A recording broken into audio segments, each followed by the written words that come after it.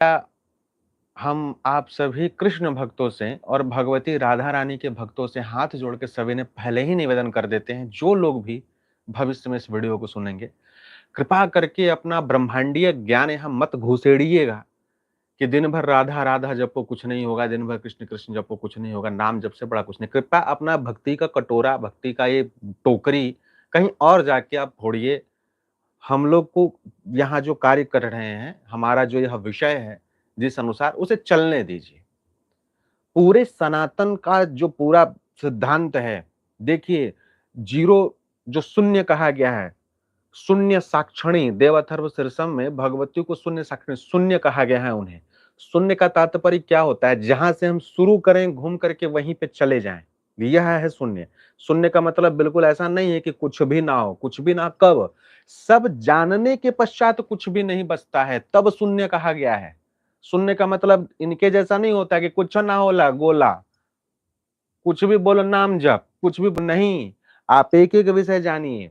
आपको अपने पूरे कर्म पता होने चाहिए, वर्ण के अनुसार हो चाहे धर्म के अनुसार, आपको अपने सारा संप्रदाय के अनुसार, जहां दीक्षित है उसके अनुसार आपको सारा चीज पता चला गया है। सब चीज आपको पूरा पता है कि भैया सुबह हमें जो है 3 बजे भोर में उठना है, उसके बाद हमारा नित्य कर्म इस प्रकार से होगा, इस प्रकार से हमें स्नान करना है, इसके पश्चात सूर्य को अर्घ हमें ऐसे देना है, पितृगणों के निमित्त इस प्रकार से बलि वश्यो देव करना है, और पूजन ग्रह में हमें अपने आराध्य की इस प्रकार से पंचांग सेवा करनी है, शिव जी का अभिषेक करना है, अगर हम अधिकृत हैं तो शालिग्राम सेवा करनी है, नहीं तो नारायण की इस प्रकार से सेवा करनी है।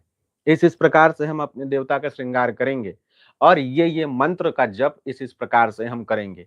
ये सब करने के पश्चात जो हमारा नित्य नैमित्तिक कर्तव्य है कि हमें यहाँ यह भोजन करना है, और उसके पश्चात अपना हम कर्म करेंगे। अब बाकी का जो हम जीवन में कर्म कर रहे हैं, इसके पश्चात यह पूजा सुबह का मेरा चाहे 5 मिनट का हो या 5 घंटे का हो, उसके पश्चात जीवन में जो भी हम कर्तव्य कर्म कर रहे हो अपने निर्वहन के लिए, उसमें हम भगवती का नाम जप करेंगे, उसमें हम राधे कृष्ण का नाम जप करेंगे। ये हमारा उस समय का कर्तव्य बनेगा, काम करते हुए नाम जप करना। ये कोढ़ी बनाने का जो दायित्व इन लोगों ने लिया है ना, कि कुछ भी करो नाम जप बस, और कुछ नहीं करना, बस राधे राधे करो, कोई जरूरत नहीं है राधे राधे करो। अब मेरा खून खौल रहा है देख करके, क्योंकि आप कहीं ना कहीं ये जो विषय है इसको इतना भवा दे दिए हो कि हर सनातनी व्यक्ति अपने आप को कहीं ना कहीं कर्तव्य विमुख बना रहा है, हर चीज में घुसेड़ दिए हैं। भाई भाई किसी चीज का कहा जाता है कि इसका विकल्प क्या है? आप तो सनातन के सभी पूजन पद्धतियों का, जितने आचार विचार है, सबका विकल्प बना दिए हो नाम जप। धिक्कार है ऐसे लोगों पे, चाहे वो कोई भी हो। ऐसे लोगों पे धिक्कार है जो हर चीज को केवल नाम में जोड़ करके और बोल रहे हो कि कुछ नहीं होगा नाम से होगा। पहले ही बोल दे रहे हैं, सुनना भी मत। जिन लोगों को केवल है कि भैया नाम जब से पार उतर से कलयुग केवल नाम धारा, सुमर सुमर हो नर पारा, तो पार हो जाओ भाई नाम सुन के, फिर मत सुनना ये वीडियो, परेशान मत होना।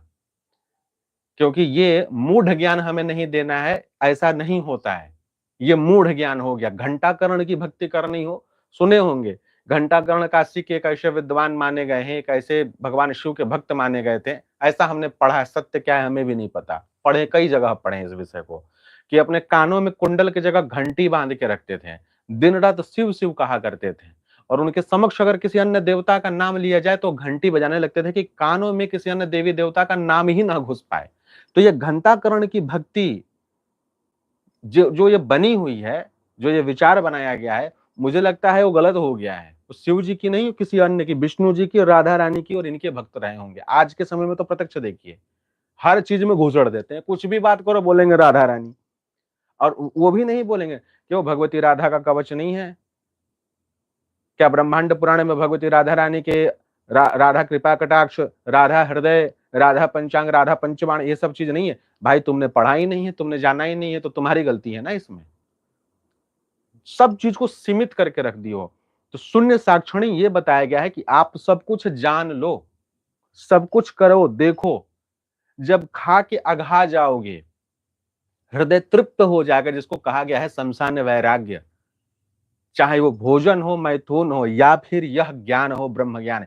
ये जब पूरे आप इस मार्ग में चल लोगे ना, कि हाँ भैया हमने करोड़ों मंत्र जाप कर लिए, भगवान की अहूति की कृपा हमारे ऊपर हो गई, हमारा जो चारों पुरुषार्थ था उसमें उनका सहयोग हमारे अपने कर्म के और प्रारब्ध के अनुसार प्राप्त हो रहा है, आपको ज़रूरत नहीं पड़ेगा कि भैया हम करोड़ों जप किए हैं तो हमको ये मिलना चाहिए। आपको वो करोड़ों जप से वो फल, वो बुद्धि, वो तुष्टि प्राप्त हो जाएगी कि अब हमें जो है इस प्रकार से नहीं करना है। हमें क्या प्राप्त होगा, कैसे प्राप्त होगा वो सब दिख जाएगा। जब वो संतुष्टि मिल जाएगी, जब वो संतोष मिल जाएगा वहाँ पे, तब आपको एक समय आएगा, जो स्तर कहा गया है, जहाँ पे अब आपको ज़रूरत नहीं रहेगा कि भाई हमको किसी प्रकार के कर्म कांड करने की आवश्यकता है। उस समय आप बोलिएगा कि हम शून्य हैं। उस समय आप केवल नाम लीजिए, आपके भाव को स्वीकार करेंगे। ये वो विषय है। कहीं भी यह कोई संत नहीं कह सकता, कोई ऐसा विद्वान कभी नहीं कहेगा कि नाम जप करो, तुम्हें श्राद्ध करने की ज़रूरत नहीं है, नाम जप करो, तुमको घंटी बजाने की ज़रूरत नहीं है। अगर घंटी की ज़रूरत नहीं है, तो कर्मकांड का विषय रखा ही क्यों गया? आप कर्मकांड को एक तरफ या तो लात मार दे रहे हो, या ज्ञान कांड को लात मार दे रहे हो, तंत्र कांड के अंतर्गत जितनी चीजें उसको हर चीज को लात मार दे रहे हो। वैष्णव हो, वैष्णव के अनुसार भी नहीं चल रहे हो। वैष्णवों के अनुसार तो भैया सीधी सी बात है, हम क्या बोले, नाम हम लेना नहीं चाहते हैं, लेकिन भाई देखो, वैष्णव परंपरा के अनुसार तो जो स्त्री रजस्वला होंगी, हम महात्मा जी की बात कर रहे हैं, रजस्वला स्त्री तो भैया किसी चीज को स्पर्श नहीं कर सकती हैं। उनका तो 4-5 दिन का जो नियम है वो पालन करना पड़ेगा जब तक बाल नहीं धोएंगी। तो एक तरफ आप कहीं किसी को उपदेश दे रहे हो कि शिव जी का नाम नहीं, आपको राधा जी का नाम लेना है, आपको कृष्ण जी का नाम लेना है, और दूसरी ओर आप वही वैष्णवाचार करते हुए आप वामाचार की बात बोल रहे हो कि रजस्वला स्त्री भी भगवती का कृष्ण जी की सेवा करें। तो ये तो कहीं ना कहीं आप संकरता ला रहे हो ना भक्ति में। ये इससे बचा जाए, इसका अर्थ, इसका तात्पर्य ये होता है कि जो जीवन, जो हमारे समक्ष जो विषय रखा गया है ना, इतना बड़ा सा कि ये इतने बड़े महात्मा, इतने बड़े ज्ञानी थोथे साबित हो रहे हैं। याद रखना, आज नहीं तो कल आपकी भी आंखें खुलेगी अगर इस मार्ग पे चलोगे तो। हमारे लिए कोई कंपटीटर नहीं है ये विषय, लेकिन सत्य का विषय हम अवगत कराएंगे। 10 लोग सुन करके समझ लें विषय को, सही चलें तो ठीक है। तब हम रुद्राभिषेक करना छोड़ दें, रुद्र की सेवा ना करें, तब उनकी सेवा ना हो। अब भगवती की सेवा दुर्गा जी की, क्योंकि दुर्गा और काली तो चरणों की नख है राधा रानी की, तो फिर नवरात्र ना करें तब हम। दीपावली की पूजा में काली जी की पूजा ना करें तब हम। सब लोग सब काली जी की मंदिर को हटा दो फिर। तो ये तो कहीं ना कहीं ये बीज बोना हो गया ना। ये शून्य साक्षणी नहीं है, ध्यान रखें।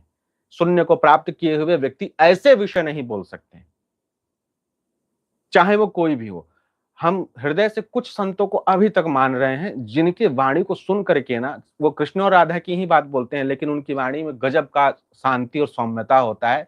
लगता है कि हाँ, ये अघाए हुए भक्त हैं, इनके भीतर भक्ति पूर्ण है, और वो गृहस्थ है। सबसे बड़ी बात, इस चैनल का नाम गृहस्थ तंत्र पता है क्यों? गृहस्थ हर जगह ना पहले अघाता है, फिर जाकर के वो बाहर निकल के असली विरक्ति को पाता है। जो लोग शुरू से विरक्त हैं कली काल में ना, हम सबके ऊपर नहीं आक्षेप कर रहे हैं, लेकिन जितने लोगों को हम देख रहे हैं जो आजकल बड़े बड़े बवंडर पूरे दिखाते हैं कि भैया ऐसा है वैसा है, वो जान लेना कहीं ना कहीं अंदर से थोथे हैं।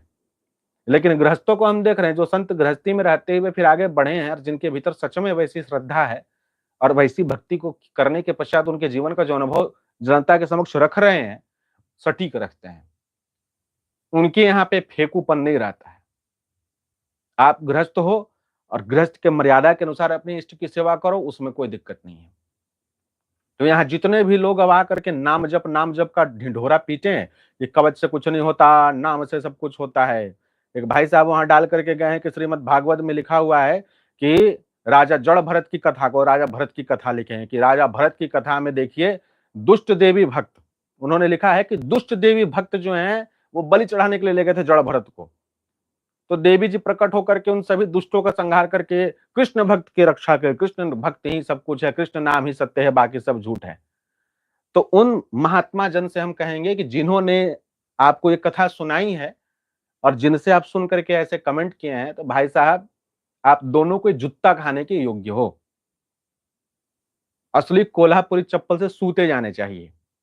देवी भक्तों ने बलि देने के लिए नहीं उठा के ले गए थे जड़ भरत जी को। डाकू जो थे वो लेके गए थे, वो देवी भक्त नहीं थे। वो बलि करके प्रसन्न करना चाहते थे, कोई देवी प्रकट होकर के बलि नहीं लेती। उनका ऐसा रूढ़िवादी विचार था कि मनुष्य की बलि दी जाएगी तो हमारा जो चोरी डकैती होगा वो सफल होगा, तो उठा के ले गए थे। कौन सा देवी भक्त लेके गया था उठा करके? वहां लिखा रहता तब ना, आपके श्रीमद् भागवत में, वो आपका है हमारा नहीं है ना, वैष्णवों का कॉपीराइट है, तो उसमें तो कहीं ये मेंशन नहीं है कि कोई देवी भक्त उठा करके ले गए थे। वहां तो है कि भाई डाक डकैती करने से पहले जो है डाकू उठा के ले गए थे। वहां इन्होंने लिख दिया कि देवी दुष्ट देवी भक्त उठा के लेगा, मतलब देवी के भक्त दुष्ट होते हैं जो बलि करने जानते हैं। हम आह्वान करते हैं, अगर आज के समय में अगर आज का कानून हमें अधिकार दे दे तो हम ऐसे-ऐसे महान लोगों का बलि स्वयं चढ़ा दें और अष्ट सिद्धियों को प्राप्त कर लें। पंचमुंडी क्या, हजार मुंडी, सहस्त्र मुंडी आसन अपने को मिल जाएँगे फिर। गजब-गजब की सिद्धि मिल जाएगी। अब बुला लेंगे जितने और भी यूट्यूबिया और तांत्रिक हैं ना, जो लोग बलि का समर्थन के सबको बुलाया, आओ सबको सिद्धि लो। उनको हमने कमेंट में लिख दिया था कि बवासीर के रोगी ऐसे ही कमेंट किया करते हैं, आधा होम्योपैथिक और आधा आयुर्वेदिक, जानकारी किसी की नहीं होती है। वैष्णवाचार में हो तो कम से कम वैष्णवाचार के अनुसार आगे बढ़ो। और हम लोग अगर भगवती की सेवा दक्षिणाचार से करें, वामाचार से करें, भैरव काली की सेवा जैसी भी करें गृहस्थ के मर्यादा के अनुसार, हम उन्हीं विषयों को रखते हैं। हम यहाँ कोई पंचमुंडी आसन नहीं बताते हैं कि भैया ऐसे करना, शमशान में ये जाके ये कर लेना, कभी नहीं। जो व्यक्ति गृहस्थ हैं केवल उनके निमित्त निमित्त है। जिनको तंत्र विद्या सीखनी है वो गुरु परंपरा में जाकर के सीखें, वो शमशान साधना सेवा करें, सामर्थ्य के अनुसार प्राप्त करें।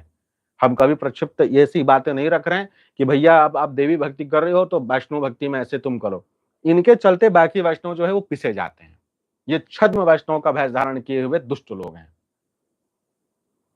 एक तो भेद करना सिखाते हैं उन्हीं नारायण और शिव में, एक तो भेद करना सिखाते हैं उन्हीं भगवती के स्वरूपों में, और उसके पश्चात अब आ जाते हैं सीधे, जब सब तरह से जहां थोड़ा सा प्रश्न पूछ लो कि ऐसा वैसा, सीधे आएंगे नाम जप करो, नाम जप करो। तो भैया जब नाम ही जप करना है तो डोली में लेके क्यों घूमना है, डोलची में लेके फिर क्यों घूमना ठाकुर जी को, उनकी भी जरूरत नहीं है फिर वहां भी क्यों फिर लेके घूमना, जब नाम से ही सब कुछ है, नाम ही साक्षात सब कुछ है आपके अनुसार। हम लोगों के अनुसार तो नहीं है भैया, हम लोग को तो सब करना है, हम लोग को तो भाई मुर्गा भी काटना है, दारू भी पीना है, हम लोग दुष्ट देवी भक्त हैं। तुम आ जाओगे तुम्हारी भी बलि चढ़ा देंगे। सोचने वाला विषय है। जो लोग कौल संप्रदाय में है, कौलाचारी हैं, शाक्त संप्रदाय में शाक्ताभिषिक्त हैं, उनमें भी सभी को नहीं तो बहुत कम जगह में, और ये विषय पूरा गोपनीयता का विषय है, ये सार्वजनिक रूप से कभी चर्चा भी नहीं होती है। लेकिन अब चूंकि इतने सारे तंत्र ग्रंथ अब सार्वजनिक रूप से पीडीएफ के रूप में बट रहे हैं तो लोगों को जानकारी हो गई है कि हाँ, कामाख्या तंत्र और देवी के अनेक ऐसे विषय हैं जिनमें कि जब स्त्री प्रथम बार रजस्वला कोई लड़की होती हैं या फिर बाद में भी जो रजस्वला हुई हैं, तो रजस्वला स्त्री को पूजनीय माना गया है और उस समय में उनका पूजन उपचार होता है साक्षात भगवती का स्वरूप मान करके, और उससे जो है अनेक प्रकार की विभिन्न सिद्धियां मिलती हैं। ये तो कौल परंपरा का हिस्सा हो गया ना, शाक्त का हिस्सा हो गया। वैष्णव परंपरा में तो अछूत माना गया है। और एक सामान्य गृहस्थ जो स्मार्त के रूप में चल रहा है, वैष्णव नहीं है, वैष्णव से हट करके जो सभी देवी देवताओं का पूजन करे, स्मार्त है, वो भी इसी नियम को मानता है। तो क्यों उसमें घुसड़ रहे हो भाई? चाहे वो जया किशोरी हो, चाहे चित्रलेखा जी का एक शराब का वीडियो आज वायरल फोटो डाले, शेयर किए हैं ये फेसबुक पे। शराब के गुण लिख लो, पूरा वो बता रही है, किताब कॉपी खोल के नोट कर लो। शराब पीने के बाद आदमी बहुत बुद्धिमान हो जैसा बात कर, ये व्यासपीठ से ज्ञान दिया जा रहा है इन लोगों का। और ये लोग इनके भक्त आकर के हमें ज्ञान दे रहे हैं, बवासीर के रोगी, कि दुष्ट देवी भक्त जो है बलि चढ़ाने लगे थे जड़ भरत जी को। ये स्थिति है इनकी। कृपया सतर्क रहें ऐसे लोगों से, ये आपके घर में भी हो सकते हैं। ये छुआछूत के जैसे रोग फैलाते हैं। आपको ऐसा ब्रेन, जहां ऐसे लोग मिले ना, और जब आपको बोले मेरे तरफ से तो छूट है, कोई दोष नहीं लगेगा, तब कितना भी वो कैसा भी भेष में हो, एकदम झपियाने में देर ना करो। बोलो साले सनातन को तुम बदनाम मत करो। तुम्हें अपनी कृष्ण भक्ति करनी है करो, लेकिन दूसरे देवी देवताओं के बारे में कभी कृष्ण जी ने ऐसा कहा क्या? आप ये तो जान लो पहले कि जो कृष्ण यहाँ पर आकर के जो सारे आध्यात्मिक विषयों को रखे हैं, जो सारे विषयों को रखे हैं, वो कौन थे, वो भी तो तुम्हें नहीं पता, वो भी नहीं पचेगा। नर नारायण की पूरी कथा अगर सुन लोगे कि अंतिम अवतार कैसे लिया गया नर नारायण के द्वारा, और कर्ण का अवतार कौन था, वो पूरा विषय सुन लोगे तो तुम तो जल भून के मर जाओगे, फिर पचा नहीं पाओगे। तो कृपया सतर्क रहें। कवच का जो विषय हम लोग देखिए, मूल विषय से ऐसे ही लोग ये सब विषय दिमाग ही खराब कर देता है एकदम से मूल विषय में, क्योंकि कोई भी विषय रखो इन लोग आकर के दो ठो कमेंट कर देते हैं और पूरी की पूरी जनता भ्रमित हो जाती है। उनको लगता है कि क्या आवश्यकता है फिर हमें, हमें तो केवल बस नाम जप लीजिए हो जाएगा। ऐसा नहीं हो सकता। नाम जप कभी भी किसी चीज का विकल्प नहीं है। नाम जप हमारे लिए इसलिए है कि हमारा मन का जो मर्यादा है वो अपनी मर्यादा की सीमा को ना लांघे, हम लोग कोई गलत विचार ना कर पाए, जब हम नाम जप करते रहेंगे तो वो नाम जो है हमारा मन का रखवाली करता है, उसको बांध के रखता है कि हम हमारे द्वारा किसी प्रकार का कोई अ, ऐसा सोच ना हमारे मन के भीतर आ जाए जो पनप जाए, जिससे कि हमारी हानि हो, हमारा पतन हो। इतना ही विषय है। बाकी उसी का रहेगा। जब नाम जब चलते रहेगा तो हम गलत करने से पहले गलत सोचेंगे ही नहीं तो करेंगे कहाँ से? हमको अभी किसी के बारे में सोचना उसने हमारी हानि की है, हम सोच रहे हैं कि साले को मार दिया जाए। यहाँ नाम जप कर रहे हैं तो सीधा लगेगा ना, भगवान का नाम ले रहे हैं, अंदर से वो देख रहे हैं, क्यों हम किसी के बारे में गलत सोचे? वो नाम का प्रभाव ऐसा होगा कि हम गलत सोच ही नहीं पाएँगे, तो गलत करेंगे नहीं, सत्कर्म करते रहेंगे। इतना से हम बचे रहेंगे, ये कहा गया है। यहाँ कोई ऐसा तात्पर्य नहीं है कि नहीं कवच की आवश्यकता नहीं है, तुम्हें किसी प्रकार के कोई माला की आवश्यकता नहीं है भाई, उससे आगे वो सुनिए वहां से शुरू करके घूम करके फिर जब पूरी चीजों को पार कर जाओगे, पुनः उसी जगह पे पहुंचोगे, तब तुम्हें आवश्यकता नहीं पड़ेगी।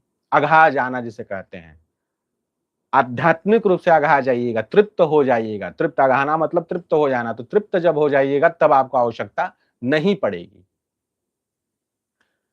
तो कवच जब हम धारण कर लिए किसी प्रकार के कवच को, अनिल जी के बारे में बोले थे कि उन्होंने वो डेली जो है काली भगवती कालिका का कवच पाठ करते हैं, शरीर में कवच धारण किए हुए हैं। इनका कोई शत्रु है जो इनके ऊपर तंत्राघात करना चाहता है कि इनका हाथ पैर टूटे, इनके ऊपर ऐसा कुछ तंत्र प्रहार किया जाए कि इनका जबरदस्त काम हो जाए। उसको तंत्र में क्या करेंगे, मंत्र के द्वारा किसी प्रकार की नकारात्मक ऊर्जा को उसमें बैठा के प्रक्षेपित करके और उनके शरीर में किसी प्रकार की अपघात की स्थिति उत्पन्न करेंगे।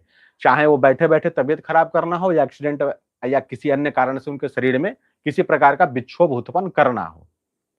अब उनके शरीर पे तो कवच है, कवच जब तक है, उसका प्रभाव बना हुआ है, वो सुरक्षित रहेंगे। यहां से कितना भी कर लो वो कटते जाएगा, हटते जाएगा। लेकिन अब कवच के प्रभाव को जब हटाना है, आप नित्य पाठ कर भी रहे हैं तो कैसे हटेगा? तो इतना आसान नहीं होता है कवच को तोड़ पाना। इतना भी हंसी खेल नहीं है कि सामने वाला व्यक्ति अगर इस प्रकार की उच्चतम कवचों को धारण किया है जो विशिष्ट समयों में निर्मित हैं, स्वयं भी कोई अगर निर्मित करता है, नाम भी अगर लिख लिया है कवच बना करके, उतना भी अगर धारण करके रखा है, तो एक आध बार में वो कुछ नहीं होने वाला है। उसके लिए व्यक्ति जानकार चाहिए। और देखिए इस विषय को समझिए। थोड़ा-सा इसे इस प्रकार से भी समझ लीजिएगा, तंत्र और भक्ति का विषय पुनः इसे कह रहे हैं क्योंकि आप लोग भक्ति को तंत्र के भीतर घुसेड़ देते हो, यहीं आप जाकर के मात खा जाते हो। दोनों विषय अलग-अलग हैं। एक जगह आप ग्रेजुएशन कर रहे होते हैं, दूसरे जगह कोई बीटेक कर रहे होते हैं, दोनों को ग्रेजुएट ही बोला जाता है। लेकिन जो बीटेक कर रहे हैं भैया वो इंजीनियर बनते हैं, आप ग्रेजुएट करते हो तो बिहार की भाषा में सादा ग्रेजुएशन। एक वीडियो वायरल हुआ था जिसमें लड़की से पूछा गया क्या कर रही हो? तो लड़की बोली कि ग्रेजुएशन कर रहे हैं, क्या विषय है? तो बोली आर्ट, तो आर्ट्स में क्या-क्या है विषय आपका? तो बोली पॉलिटिकल साइंस है, तो ये है, वो है। लड़का से पूछा गया क्या कर रहे हो? बोला आर्ट्स लेके ग्रेजुएशन कर रहे हैं, क्या-क्या विषय है? तो बोलता है सादा आर्ट्स। अब उसमें सब डाल दिए सादा आर्ट्स, मसाला आर्ट्स। तो एक तो हो गया है सादा विषय और दूसरा हो गया आपका इंजीनियर बीटेक का विषय जिसमें कि आप ग्रेजुएट हो रहे हो तो आप इंजीनियर कहलाए जा रहे हो। अब दो विषय इसे इस प्रकार से और समझिए। जो सामान्य तरीके से हम भक्ति कर रहे हैं, जिसमें हम भगवान की निष्ठापूर्ण सेवा कर रहे हैं, नवधा भक्ति आदि कर रहे हैं, उनका नाम स्मरण कर रहे हैं, उनका स्नान पूजन कराना, ध्यान करना, भगवान अपने इच्छानुसार हमारे प्रारब्ध के अनुसार वो बाधित नहीं है, वो किसी भी जगह जगह पर बंधे हुए नहीं है। हमारी भक्ति से वो बंधे नहीं है, स्वतंत्र हैं। वो अपनी इच्छा से बंधते हैं, हमारी इच्छा से नहीं बंधते हैं। हम उनमें इच्छा नहीं कर रहे हैं, ध्यान दीजिएगा। भक्ति में हम कहीं भी यह इच्छा नहीं रखते हैं कि भगवान हमसे बंधे। हम उनके चरणों के ऊपर आश्रित हैं, वो स्वयं हमारी भक्ति से और हमारे प्रेम से बंधते हैं जब उनकी इच्छा होगी, जब हमारा भक्ति उतना अधिक प्रचुर होगा और हमारी भक्ति में उतनी दृढ़ता आएगी, अनेक परीक्षाओं को हम पास कर लेंगे, उन्हें जब दिखाई देगा कि हमारे मन में वैसा समर्पण आ चुका है, तो वो बंध जाएंगे और फिर हमारा कल्याण करेंगे। ये है सामान्य जो विषय सभी को समझना चाहिए। ये सत्य है, उच्चतम स्तर की भक्ति है। इस मार्ग में हम सभी को चलना है, चाहे आप तंत्र विद्या की साधना करते हो, चाहे सामान्य करते हो। इसमें आप ये हो गया आपका सादा डोसा। मसाला डोसा का मतलब हो गया कि ये तो करोगे ही करोगे, ये तो आपको करना है, ग्रेजुएशन की डिग्री तो आपको मिलेगी ही, लेकिन ये बीटेक वाला भैया पंचवर्षीय योजना। अब यहाँ पर आप जो तंत्र पद्धति से आप कर रही हो, तांत्रिक उपासना जब कर रहे हो, भक्ति के साथ साथ में अब आपका नियम यहाँ अलग हो जाएगा। यहाँ आप मंत्रों का पुरस्चरण कर रहे हैं, बंधे हैं आप। वहां भक्ति में बंधे नहीं थे कि हम डेली 5 माला जाप करेंगे। वहां आपको बोला जाएगा कि नहीं, आप बंधे नहीं हैं, आप गिनो मत, आप दिन रात जपो।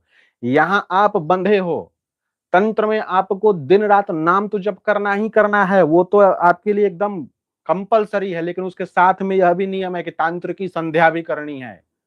वहां आपको है कि भैया आप जिस पंथ में दीक्षित हो, जिनका मंत्र आपको मिला है, सुबह आपको इतना करना है, शाम आपको इतना करना है, और एक निश्चित समय में इतने दिन में आपको 1.25 लाख का पुरस्चरण, 1.25 लाख करके 5 बार पुरस्चरण, 5 बार में सिद्धि ना मिले। यहाँ सिद्धि का विषय जाता है, भक्ति में सिद्धि का विषय नहीं है। भक्ति में प्रत्यक्ष सिद्धि का विषय नहीं है, तंत्र मार्ग में प्रत्यक्ष सिद्धि का विषय हो जाता है कि यहां जब हम मंत्र जाप कर रहे हैं तो देवता यहां हमारे सामर्थ्य को बढ़ाते हैं, एक स्तर तक लेके जाते हैं। भक्ति में हमें इसकी आशा नहीं होती, हम इसके लिए कहीं आश्रित नहीं होते हैं कि हमें देवता का साक्षात्कार होगा। हम साक्षात भगवान को ही चाहते हैं कि वो हमारे सामने प्रकट हो, देवताओं को नहीं चाहते।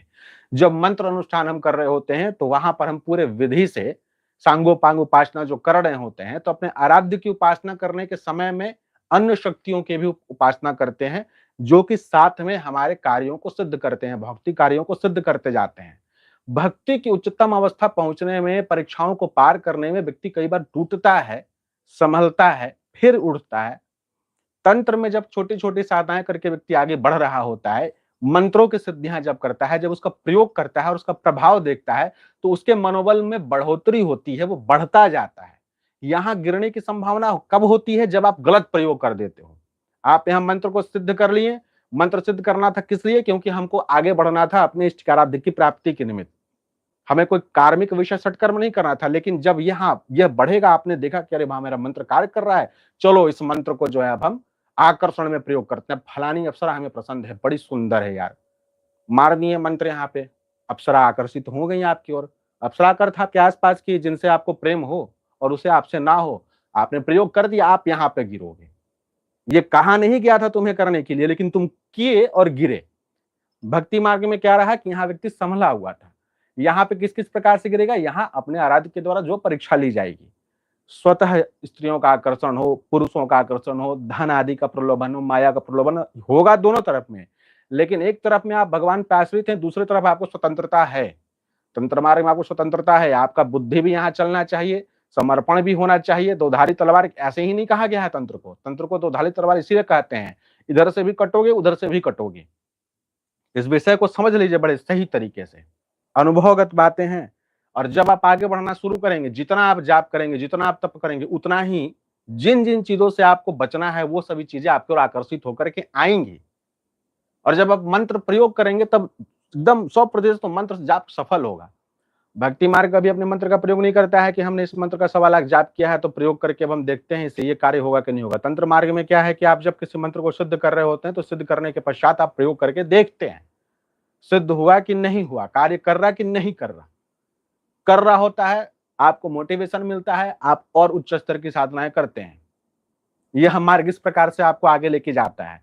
इस मार्ग में आप स्वयं का ही नहीं, वस्तुतः आपके और आपके आराध्य के मध्य में जितनी और चरण होते हैं, उन हर चरण पे, हर सीढ़ियों पे अलग अलग प्रकार की शक्तियां होती है। उन शक्तियों को आप साधते हुए आगे बढ़ते हैं। भक्ति मार्ग में हमारे और हमारे आराध्य के बीच और कुछ नहीं होता, क्या आया क्या गया हमें उससे कोई फर्क नहीं पड़ता, कोई पता ही नहीं होता है।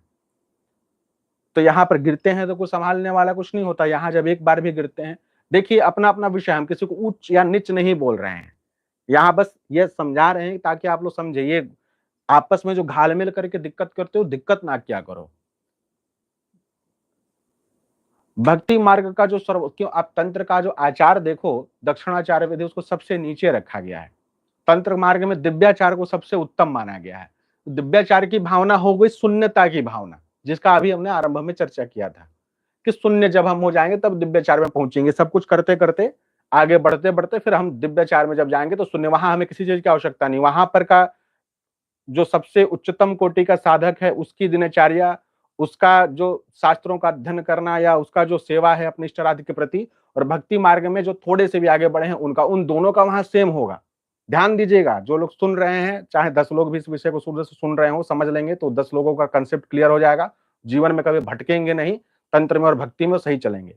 ध्यान दीजिए, भक्ति मार्ग में जो दूसरे सीढ़ी में भी है, जो थोड़ा सा इष्ट आराध्य के प्रति समर्पित है, नाम जब केवल करता है, किसी नियम में नहीं बंधा है, और तंत्र मार्ग में चलता हुआ व्यक्ति जो दिव्याचार में पहुंच गया है, शून्य साक्षणी जो प्राप्त कर चुका है, बिल्कुल शून्य हो चुका है, वो दोनों का लगभग लगभग सारा चीज सेम है। इष्ट आराध्य के प्रति समर्पण, किसी साधन की आवश्यकता नहीं है, कोई मूर्ति, कोई विग्रह नहीं, कोई यंत्र नहीं, कुछ नहीं। लेकिन ध्यान दीजिएगा, जो भक्ति मार्ग के दूसरे पायदान पे आकर के, तीसरे पायदान, चौथे पायदान पे आकर के और जो कर्म कांड कर रहा है या जो जीवन यापन कर रहा है, जो उसका बुद्धि है, जो विचार है, जो विवेक है, जिसमें आपको लग रहा है कि वो दिव्य हो चुका है, पूर्ण हो चुका है, वास्तव में वो थोथा होता है, जान लीजिए। शून्य नहीं हुआ है वो। लेकिन जो दिव्याचार में पहुंचा है वो शून्य हो चुका है, इतने मार्ग भी पार कर चुका है, उसके भीतर शून्यता आ चुकी है, वो बोलेगा भी नहीं। एक और बात ध्यान रखिएगा, तंत्र मार्ग का साधक जितना ऊपर बढ़ता है उतनी उसकी बोली कम हो जाती है। आप देखिएगा, वो नहीं बोलेगा। जो लोग साधना नहीं कर रहे हैं वो सबसे ज्यादा बोलते हैं। दिन में हम यूट्यूब पे भी देखते हैं 10-10 वीडियोज आती हैं। नहीं कर रहे हैं भाई, पता चल रहा है कि नहीं होगा, बोला ही नहीं जाएगा। जितना आप साधना करिएगा उतना मुंह बंद होता है। स्वतः ही शक्तियां मुंह बंद कर देंगी भाई, कहां से होगा। हम ये कोई किसी को तुलनात्मक विषय नहीं है, आप सुन के समझ जाएंगे। तो जो इस शून्यता के स्तर पे पहुंच करके तंत्र मार्ग का जो दिव्याचार भाव है, उस अवस्था को जो प्राप्त कर चुका है, उसका जीवन का पूरा जो दिनचर्या है अपने आराध्य के प्रति, और भक्ति मार्ग का जो आरंभिक, अब आपको लगेगा कि भक्ति मार्ग वाला तो दिव्य है, इसने तो गजब कर दिया, इसके भीतर तो गजब की बोली है, ये तो अब देखिए यथार्थ है ये। दिव्याचार वाला व्यक्ति कुछ नहीं बोलेगा। दोनों को किसी साधन की आवश्यकता नहीं है, लेकिन वह पूर्ण है, ये अपूर्ण है, ये ठोक करके हम बोल सकते हैं। ये देखिए अनुभवगत बात है। ये थोथा चना बाजे घना, खूब बजेगा। भक्ति भक्ति भक्ति और थोथापन में आपको घुसाएगा। तंत्र मार्ग का व्यक्ति तुम जाओगे, बोलेगा नाम जप करो, साथ में ये साधन भी करना पड़ेगा। वो बोलेगा करना पड़ेगा, याद रखना। तो अब आप इन विषयों को साथ लेके चलिए। ये वीडियोज जो आज का वीडियो बन रहा, बड़े काम की है। ये वीडियो अगर यूट्यूब पर रहा, जो भी इसे सुनेगा, तंत्र मार्ग में थोड़ा सा भी समझ होगा, भक्ति तंत्र और जितना विषय, जिन विषयों की हम सभी चर्चा कर रहे हैं, काफी कंसेप्ट क्लियर होगा। भविष्य में व्यक्ति बहुत अच्छे से निखरेगा, ऐसा मुझे पूरा विश्वास है भगवती विंध्यवासिनी की कृपा से। ये तब तो कहीं लिखा हुआ बात विषय नहीं है, अनुभवगत बात है। और अभी बात करते समय जगदम्बा कहीं अगर जोड़ रही हैं, कहीं ये शब्द दे रही हैं, तो उनकी इच्छा से ही निकल रहा है। बाकी जगदम्बा विंध्यवासिनी की इच्छा, वो क्या करवा रही, क्यों बुलवा रही हैं।